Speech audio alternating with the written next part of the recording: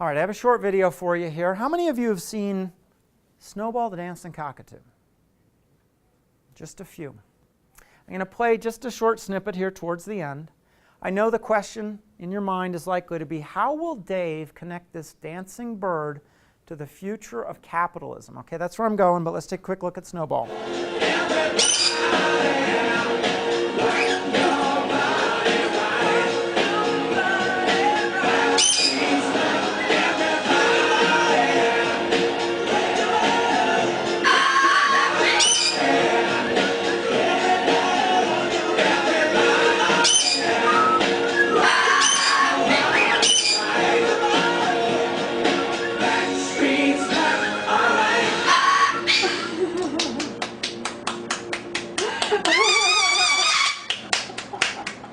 Now, if that video is real, that bird has better rhythm than most of the men in the room.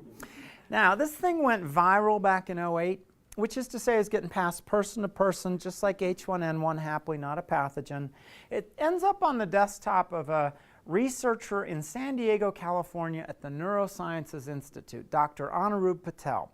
Dr. Patel does not study animals. He studies the human brain, right, neuroscience. And he sees this and he says, wow, I wonder how they faked that, because we all know dance is a uniquely human ability. Well, being a curious guy, he contacts Snowball's owner, gets with the bird, and he brings a device that can play the song but at varying cadences, from 105 to 135 beats per minute back and forth. He dials this thing all over while videoing the bird. It's a real live dancing bird. Now, Dr. Patel also had access to a team of crack researchers, some graduate students under his tutelage, and I'm sure he had to make a motivational speech to get them to do this. Hey folks, sometimes work life is not a thrill. I need you to take one for the team. Can you spend as much time as possible over the next several days on YouTube finding me as many dancing animal videos as you can? Right? Like if you're 22 years old, that's a dream assignment. Doesn't get any better than that, and they were good at what they did. They found almost 1,000 dancing elephants, dogs, cats, parrots, including cockatoos, horses. Who knew how many things could dance? But it turns out that only parrots and elephants share this ability with us humans. And now the question is why? Because this is where the light bulb went on for Dr. Patel. Aha! It's the animals that can mimic sounds. And if you think about it, detecting cadence and coordinating movement, whether it's lips or hips, well, he postulated in May of 2009 a theory that was published in the journal Current Biology. Perhaps the brain circuitry for dancing is what enables intentional vocalization. This opened up a huge new area of science. It is no longer a theory. We've now proven it using something called functional MRI imaging. Now, 300 million years later, we humans are using this same circuitry for language. If you can learn something like that, well, what do you want to know to benefit our business? We can tap into this vast reservoir of information, not just to learn about dancing birds, but hey, what do we want to do to accelerate our own learning? Now, if you're in the so what camp, why would accelerated learning matter to an organization? Like if we didn't already hit that point with BlackBerry or MySpace, or you could make a long list of these things. Well, Darwin observed something more than 150 years ago. It's not the strongest or most intelligent that survive. It's about adapting to a changing environment most quickly. And when I read that, I'm not thinking species. I'm thinking business, right? How long can you sit still? Now, our technology still does exactly what it did 5 years ago. It's as good as the day we bought it. Well, no, you have to evolve forward. Training people, that's why we're here together. Evolving our product and services offerings, right? Evolve or die. Now, we are in a world of accelerating change. And here's a prediction for you about the next 33 years. And by the way, when you think forward, 33 sounds like a long time. Let me just remind you that 1980 till now, 2013, that's 33 years. It's not as long as you would think. It happens faster than you can imagine. Now, in the next 33 years, we're going to see an increase in human-machine knowledge. So predicts this guy, and you know his name. If you've ever been to a concert, it's on the back of the keyboard. This is Mr. Kurzweil, the father of the synthesizer. First name Ray. Now, Ray has been predicting things since the 80s, and one of the predictions he made back in the 80s was that by 1998, computers would be able to beat even the fastest humans at chess. And this is to say he has a bit of a track record on the conservative side because this happened in '97. This is IBM's Deep Blue system. This is Garry Kasparov, the best human on the planet at the time. You can sort of see how the match is going for us humans. Now, here's what Ray is predicting. In the next 33 years, right, many of us, if we're part of Gen Y, are going to be in the workforce for the next 33 years. Heck, the way the economy is going, even Gen X and the baby boomers are going to be in the workforce for the next 33 years. Now, in the next 33 years, human-machine knowledge, take the information overload that you're dealing with today, hang on to your seats, multiply it by 100,000 times. And guess what? You will now be 1/100th of 1% done with the journey. Multiply again by 10. Multiply that by 10, by 10, by 10. By the way, you can expect these to happen every 3 years. So 3 years from now, we've got 10 times more information than today. But 6 years from now, we're at 100, 1,000, and so on. This is exponential growth that Ray foresees. So we need some tools.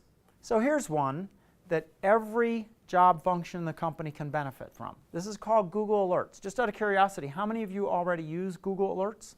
Just out of curiosity, let me show you this amazing service from Google. Not a Google search at all. In fact, it's completely different. You can go to google.com/alerts, you see the URL in your notes, and put any word or phrase right here, and Google will, on a permanent basis thereafter, watch for it to appear on the internet. On blogs, press releases, websites, print media, because they digitize that. So Google will watch most of the world's information, and when a word or phrase matches, they'll notify you. So one to start out with might be your own name, right? So I'm going to monitor Dave Nelson. If people are out there talking about me, I'd like to know about it, right? What are they saying? You put it right there, and Google gets busy. Now, I talk to reporters from time to time, and so it's a good bet they'll use my name properly spelled, just like that, so I put it in exact quotes. I'm looking for a phrase match. I was talking to a guy about how jewelry stores can use social media. We had a nice 30-minute conversation, promptly forgot about it. Now, you wouldn't need this service, right? You all read National Jeweler magazine cover to cover? Yeah, every month? Yeah, me neither. So 90 days later, when the article finally hits, bing, I've got my alert from Google to my email address, clickable link, opens up the article. I can see how I've been misquoted by the press this time. Very handy function. So maybe you want to monitor your own name, maybe the company name, any product or services offerings, right? If people are out there talking about them, let's see what they're saying. How about key partners? If we monitor key partner names, we're going to know what's going on with them. Key customers, going to know what's going on with them. Suppliers, competitors, think about that. If we set alerts on our key competitors here, every time something happens out there, we're going to know about it. We can choose how to adapt more quickly, how to evolve faster than the competition. So I think if you're in marketing, you're monitoring the competition. Sales, you're monitoring your customers. And by the way, prospects. Anyone who's a prospect, why not learn more about them? That's going to improve your close rate. If you're in HR, I think your job is to monitor key employees.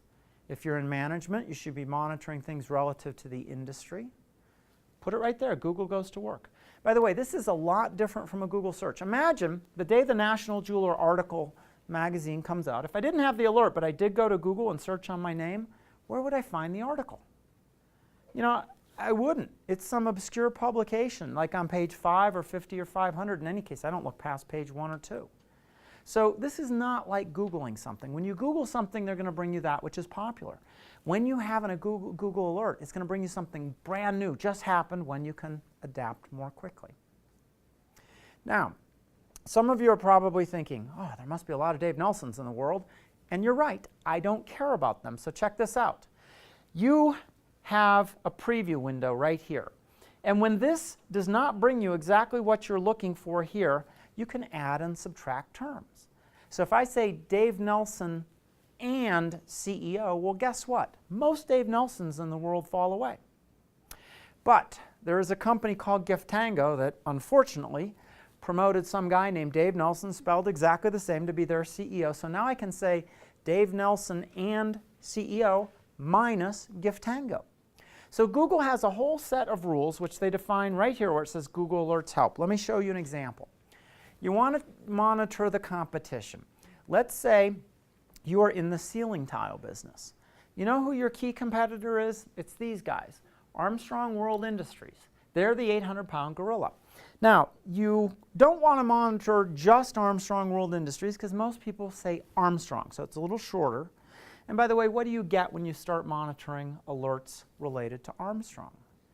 A lot of news about a guy named Lance. So you tell Google, I want Armstrong, and then exclude Lance, minus Lance. Still got some biking news because he's so dominant? Well, you can have as many minuses, as many excluded terms as you like.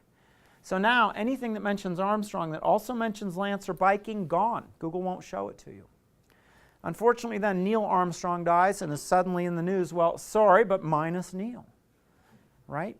Now, you also get two other handy words, and or. If you write them in all caps, Google's no longer looking for the words. They're using those as operators, what we call Boolean operators. So now it's about Armstrong, not Lance, and includes phrase, so you can make things into phrases, ceiling tile or flooring. And then you can tell it where to watch. Hey, we don't need to watch the whole world. What about if we watch just .ca? That's Canada. .edu, because we sell to that market. .gov, right? There are hundreds of subdomains. Where do you want to watch? You can actually watch individual websites with an alert. Just cite nytimes.com. And Google will bring you information advantage in a rapidly changing world. So how do we deal with 10 times or 100 times or 1,000 times more information? Information harvesting, focusing, narrowing. That's the idea. So any questions on Google Alerts? This is one of my favorite tools. At pretty much any job function, we can benefit by knowing more that's relevant to us. And this will go get it for you and bring it right to your mailbox. How cool is that? By the way, this is free. Almost everything I'm talking about is free. The idea exchange I showed up front, that's not free. It costs you $150 a month. But what a great value for the information advantage you get out of that, harvesting ideas from your customers. So, as you start to set up Google Alerts, you're going to get a lot more email. You'll feel more popular, right? We all need that. Actually, we don't need more email. So, I want to suggest something else. Are any of you using email rules? Email rules? Yeah, really handy. Again, I have rules for everything. If a priority customer sends me a message, I don't let it get lost here among these almost 200 messages. It goes right there.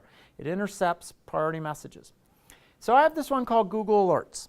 Whenever something comes in from Google, instead of going into my main mailboxes, it comes right into this folder. See, they're all there, all the same. The way you can set this up, if you're an Apple person, is go into Email Preferences. So here's the Preferences screen. There's where it says Rules.